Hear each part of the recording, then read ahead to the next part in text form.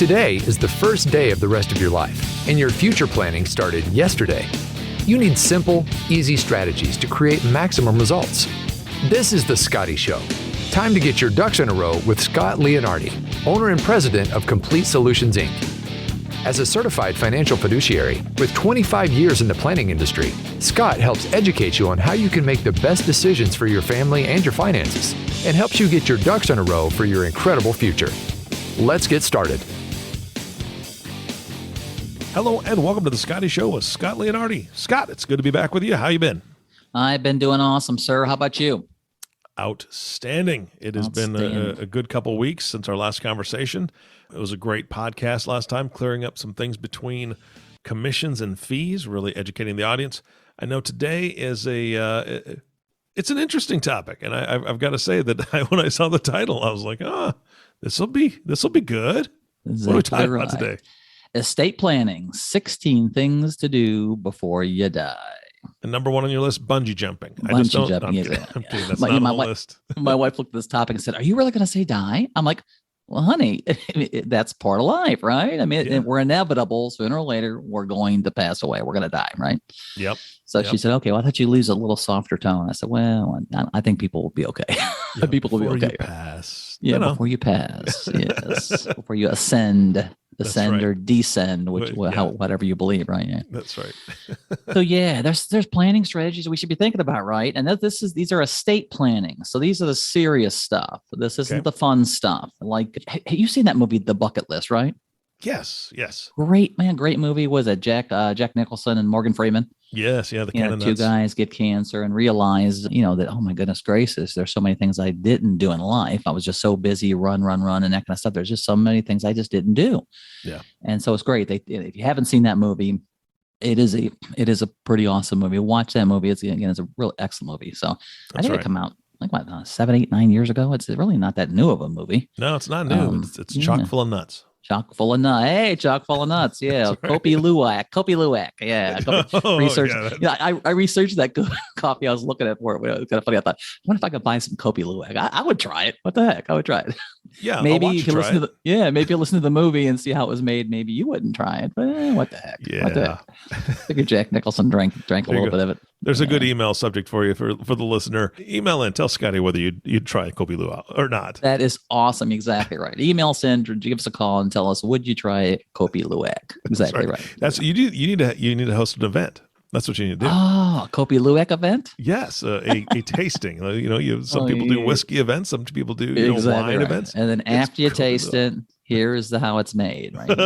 Here's the history of Kopi Luwak. That's right. Funny. All right. Where do we start today? So again, this is the 16 things to do before you die. And again, this is estate planning issues. Matter of fact, I'm going to do a podcast because I've had a lot of clients that gone into retirement and they said there's some wonderful things they should do in retirement. And they've given me some pretty cool things that they did they'd never really thought of, but it was kind of like bucket list type stuff. So I'm going to do another podcast, the fun things to do before you die. But again, these are estate planning things to do before you die, 16 of them. And, if you want a list of these things and not taking notes, if you're driving in the car, you can go onto my website, duckduckplan.com. We have a resource page on there. Click on the podcast resource page, and this report is listed on there. 16 things to do before you die. So let's talk about these things. First one, doing an itemized inventory. Do an itemized inventory. Actually sit down and inventory your stuff, the stuff that's inside your home, stuff that's outside your home. And examples would be your television sets, jewelry, collectibles, obviously vehicles, art and antique type stuff, computers, laptops, lawn equipment, power tools. Now, sometimes people say, well, why would I want to inventory that stuff? Well, a couple of reasons. This might start getting you thinking a little bit. Maybe something I have I might want to specifically go to somebody. Maybe the lawnmower you have, your neighbor loves it and you'd like to give it to them, or jewelry specifically. A lot of times you have something of a jewelry nature that you got, and maybe it's not really crazy expensive, but it means something to you, and you'd love that to go to your nephew or your niece or something like that, right? Yep. So it kind of gets you thinking about that. Plus, it does a good inventory of the stuff you have, and of course, one of the things that somebody does when you pass away and you have to start going through the probate processes, they have to create an inventory anyways. So again, it gets you thinking. Yeah. And I would say that one thing that's really, really nice these days, because we all have them in our pockets usually, is your phone.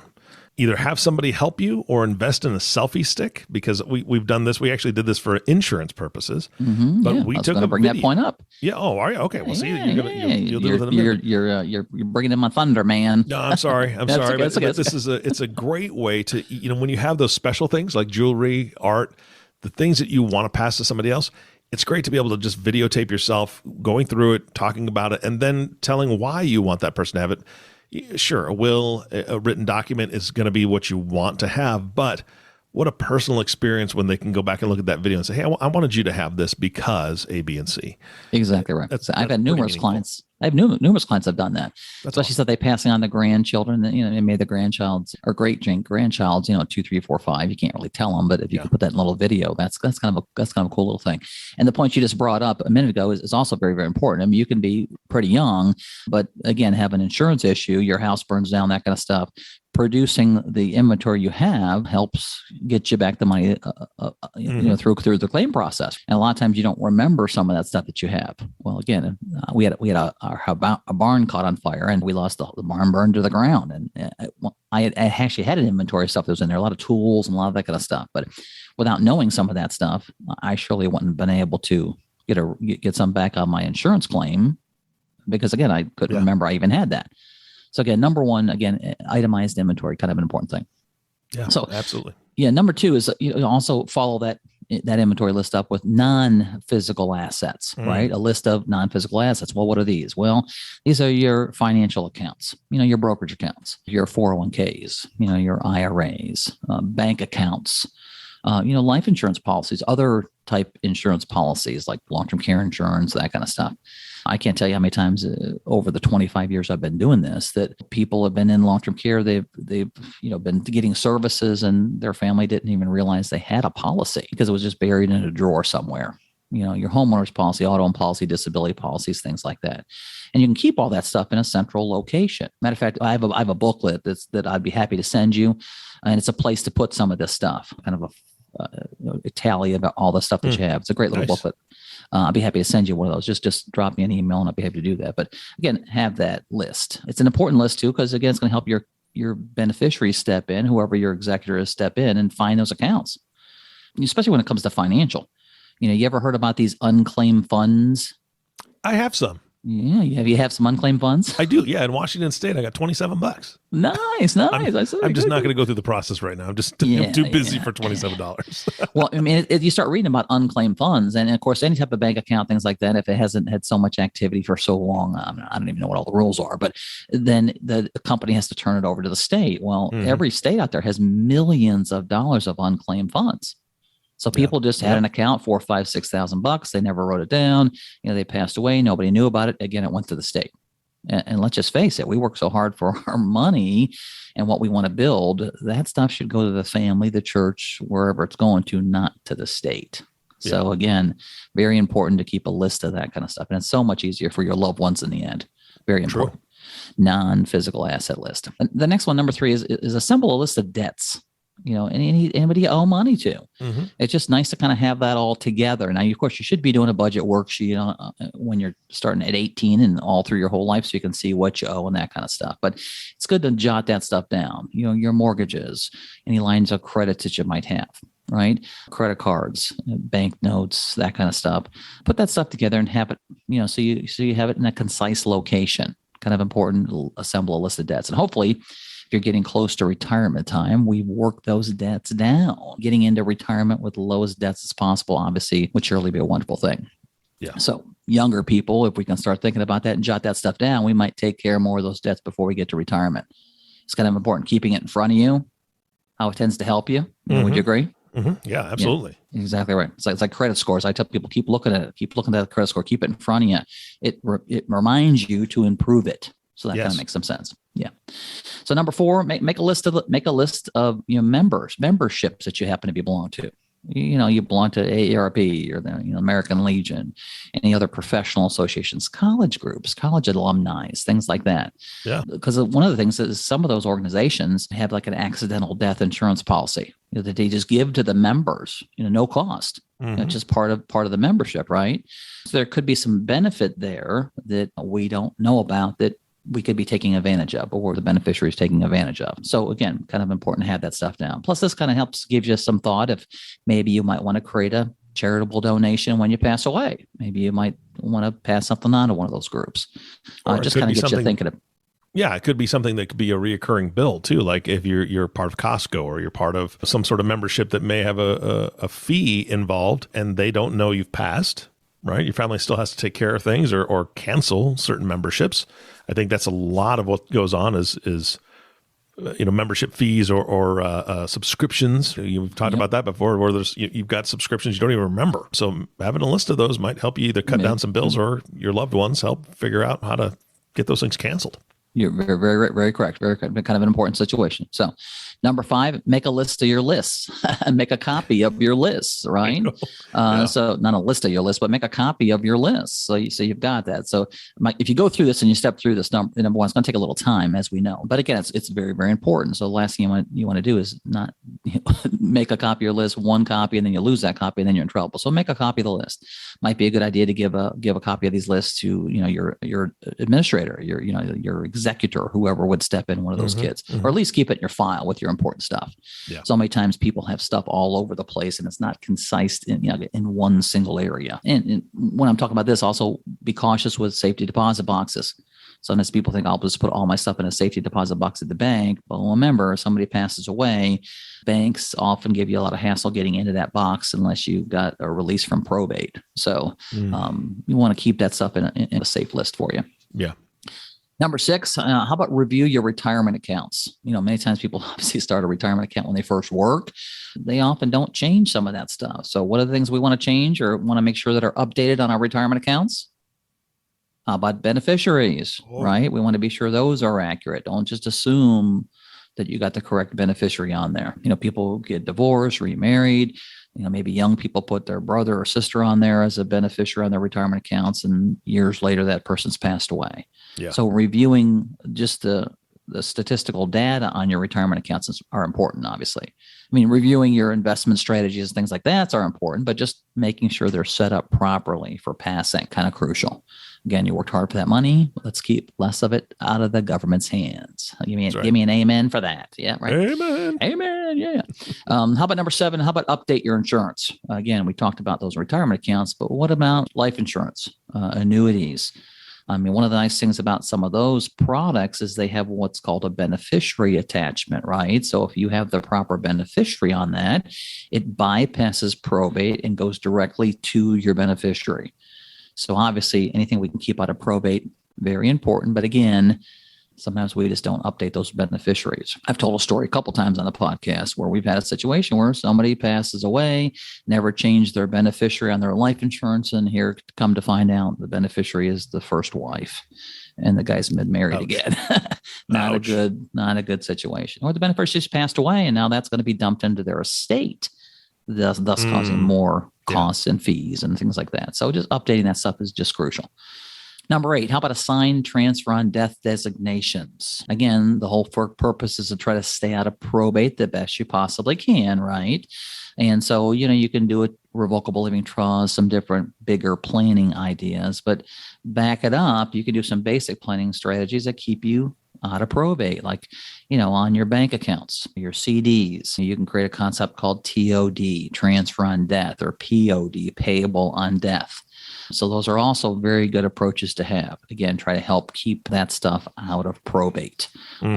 Those transfers on death designations are pretty important. And they're fairly simple. Sometimes people think it's difficult, but you can contact the bank and sign a form and get those things set up fairly easy.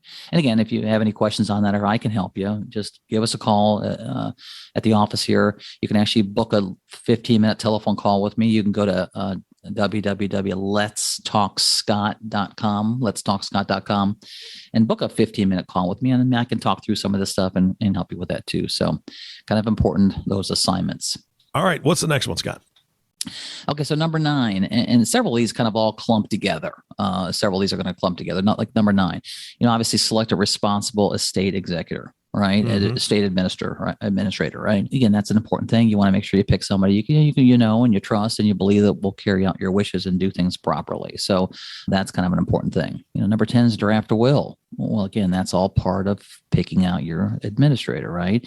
And everybody over the age of 18 should have a will, right? I always tell people, if you don't have a will, you got to won't. Right. Yeah. So you want to make sure you set up the document to do the will. Now, a lot of times you contact an attorney, it might cost you $800 to $1,000 to draft those documents. So sometimes we put off doing that because of the cost. I've got a couple services we use that can do that for a lot less expensive from an actual attorney. So again, there's no reason not to do it because of cost factors. But Lord have mercy, don't download documents off the internet or copy your brother's and make whiteout changes. Don't do that stuff. It's pretty important to have a proper document. Of course, that leads us into 11. Regularly review your documents. Right? Because just because you set up a will doesn't mean it's going to stay the same forever.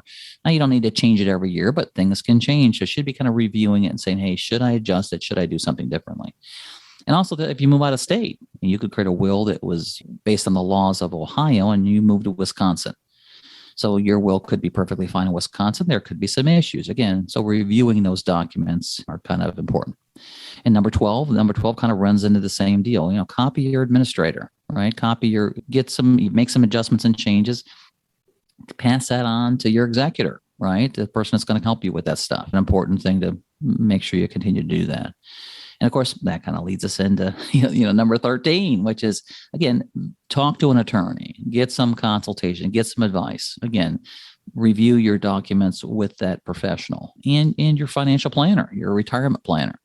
It's important not only to meet the proper person, find somebody you like, get a plan of action together. But I always tell people, listen, we can have a great plan of action. We can have a great retirement plan to get us clear to age 100, clear to the end. But that plan is a starting point. What do we need to do year after year after year?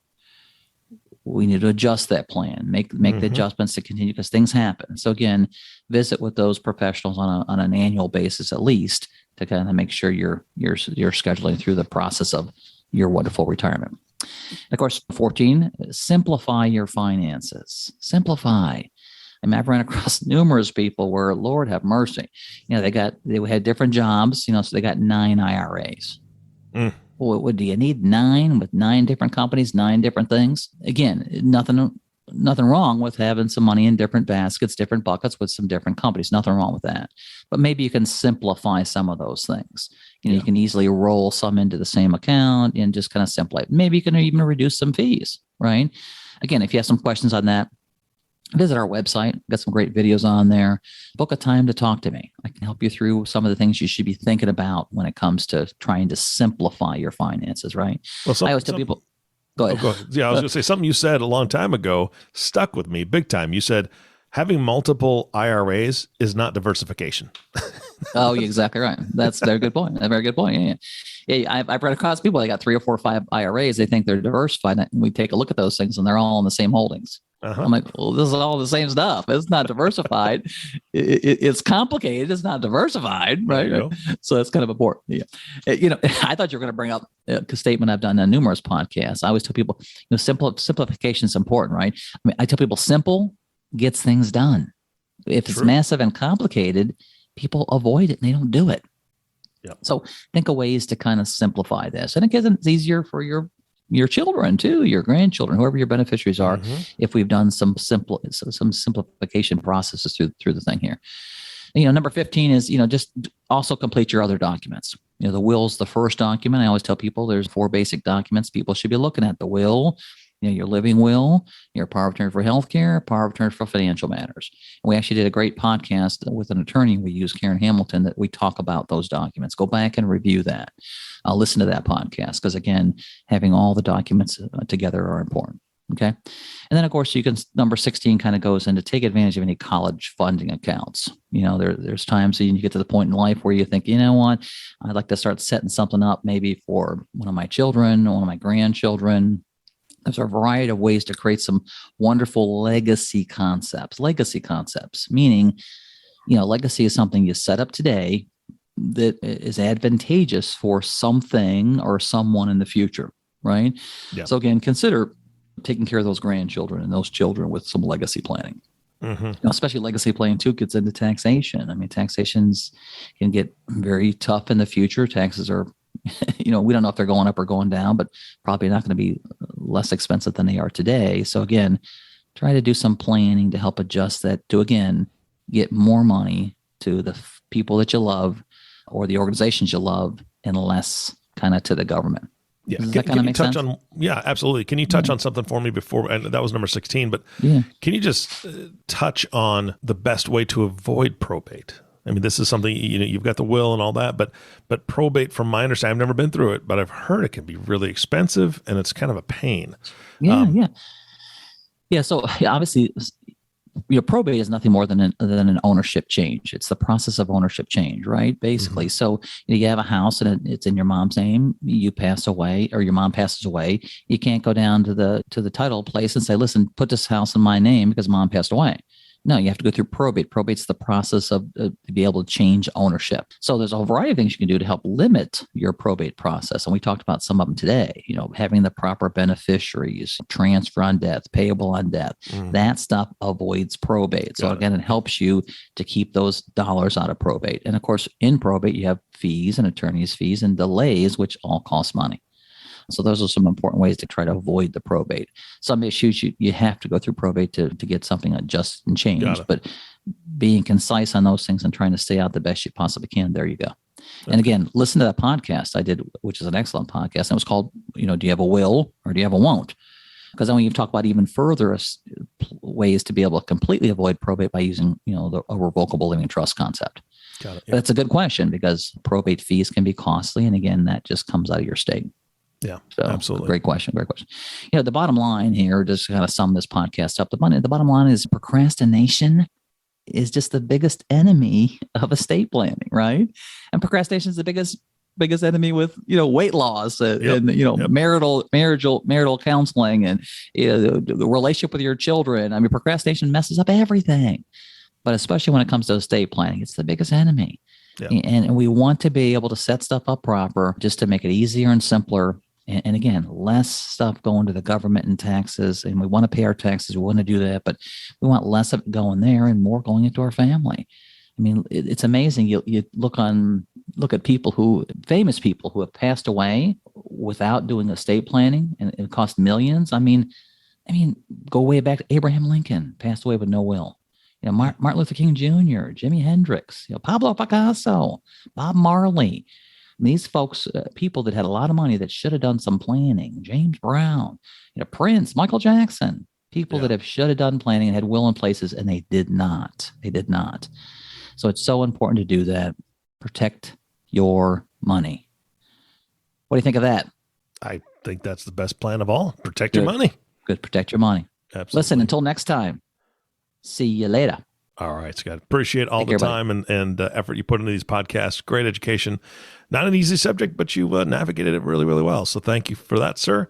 And of course, our last thank you goes to you, listening audience. Thank you so much for tuning in and listening to The Scotty Show with Scott Leonardi. If you have not subscribed to the podcast yet, please click the subscribe now button below. This way, when Scott comes out with a new podcast, it'll show up directly on your listening device. And we humbly ask that you share this podcast, rate it, and leave a review, as this actually helps other people find the show.